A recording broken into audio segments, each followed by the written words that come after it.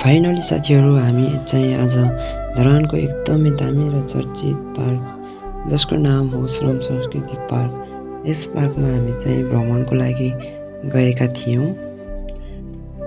यो पार्कमा जानुभन्दा अगाडि चाहिँ एकदमै राम्रो पार्क छ भनेको थियो साथीहरूले, तर त्यहाँ पुग्दा एकदमै मात्र नभएर धेरै नै राम्रो देखियो। श्रम संस्कृति पार्क चाहिँ धरानको मेयर हर्क साम्पाङ ज्यूद्वारा श्रम गरेर बनाएका कारण त्यस पार्क श्रम संस्कृति पार्क भनेर नामकरण गरिएको रहेछ। हर्क साम्पाङ ज्यू धेरै कठिन र परिस्थितिका साथ मेयर बनेर त्यहाँका जनताको सहयोग अथवा श्रम गरेर धेरै टाढाबाट पानी ल्याएर खुवाएको कुरा पनि धेरै अगाडिबाट सामाजिक सञ्जालमा सुनिराखेकै कुरा हो अथवा देखिराखेकै कुरा हो। त्यसैगरी यहाँ चाहिँ एकदमै राम्रो ठाउँ रहेछ। यो चाहिँ खोलाको किनारामा टक्कसँगले फुलहरू रोपेर है हामी चाहिँ एकदमै फास्ट के छिटो ढिलो नगरिकन घुम्यौँ, यताउता घुम्यौँ। हामीलाई ढिलो भइसकेको थियो, त्यसैले हामीले यहाँ 2 जनाको टिकट लियौँ। टिकट लिएर माथि गयौँ। यता डमरुहरू रहेछ, डमरु बजायौँ।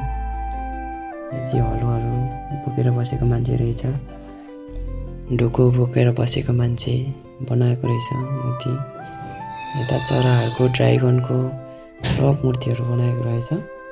एकदमै बवाल लाग्यो यो ठाउँ चाहिँ। यहाँ माथि त्यसैले यहाँ माथि ट्याक्क ढुङ्गा पिटिरहेको पाइप बोकेको। फाइनली यहाँ चाहिँ धेरै मान्छेहरू घुम्न आइराखेको हुँदो रहेछ क्या।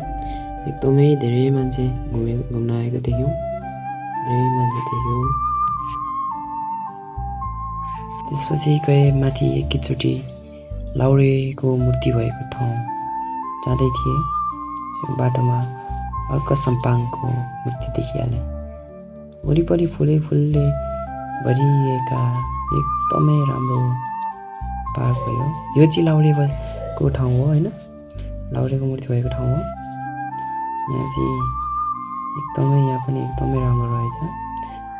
टक्क दुईपट्टि तोप राखेर ट्याक्क भित्र चाहिँ क्रस खुकुरी बनाएर है एकदम राम्रो बनाएको रहेछ, देख्न सक्नुहुन्छ। तपाईहरु पनि आएर घुम्नु होला, एकदमै राम्रो ठाउँ छ। यहाँ बसिराखौँ जस्तो ठाउँ छ के, सरर हावा चलिरहन्छ, आनन्द आउँछ के। त्यो बवाल लाग्यो के यो पार्कमा चाहिँ। सधैँ आएर बसिराखौँ जस्तो। यता तल आराले काटिरहेको है, काठ काटिरहेको त्यस्तो ठाउँ देखियो। एकदमै रमाइलो गरी घुम्यौँ। हामी चाहिँ तल नगई भएन, त्यसैले तल गइहाल्यौँ। टक्क लाएर गयौँ। यहाँ मुख धुन हुन्थ्यो कि हुन्थेन, तर मैले चाहिँ मुख धोइदिइहालेँ है। सो मुख धोएँ, हल्का फ्रेस भएँ अनि गएँ। बस्ने ठाउँहरू एकदम बवाल। टक्क लाएर फुलको बगैँचा। हामीले भिडियो पनि बनायौँ, टिकटक बनायौँ 3 जनाले। त्यसै गरी हामी चाहिँ सब घुमिसकेर अब यो चाहिँ निस्किने ठाउँ हो। हामी निस्किनको लागि तयार भयौँ होइन। निस्किँदै गयौँ, फोटोसोटो खिच्यौँ, सब गऱ्यौँ। अब चाहिँ जानको लागि तयार भयौँ। फाइनली हामी चाहिँ जानको लागि आइसक्यौँ। भिडियो मन परेमा लाइक र सब्सक्राइब हानिदिनु होला। ओके बाई साथीहरू।